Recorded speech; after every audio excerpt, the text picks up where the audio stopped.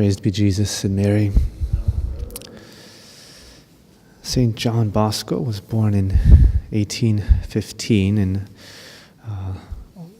in Italy, near the city of Turin.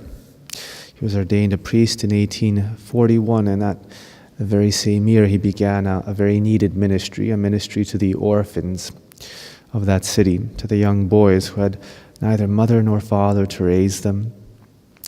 By March of 1846, he already had about 400 such boys in his oratory, as he called it. And then this ministry of the oratory for young boys became a religious institute of its own in 1859 with the approval of Pope Blessed Pius IX.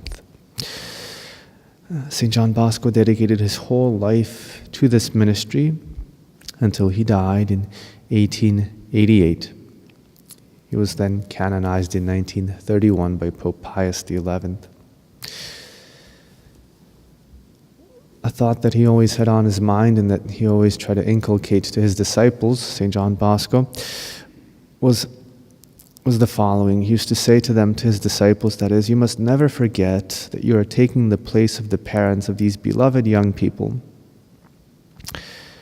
And St. John Bosco well knew that since parents are for their children, supposed to be a visible representation of God, he knew that he and his disciples were assuming upon themselves that mission, that of being visible representatives of God, true fathers to these orphans. And that's exactly what made St. John Bosco so effective in leading these young men of whom he was taking care of. What made him so effective in leading them to God was that he made himself, and in his mission of priestly fatherhood, a visible image of God, the Father.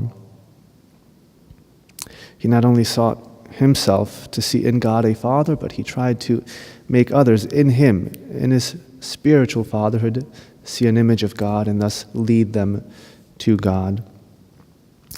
It's a beautiful intention to pray for priests to be faithful to the spiritual fatherhood of theirs, so that they too, by the example of St. John Bosco, might lead souls to God the Father in heaven by being on earth visible images of him, of his love, of his charity, of his patience, of his paternity.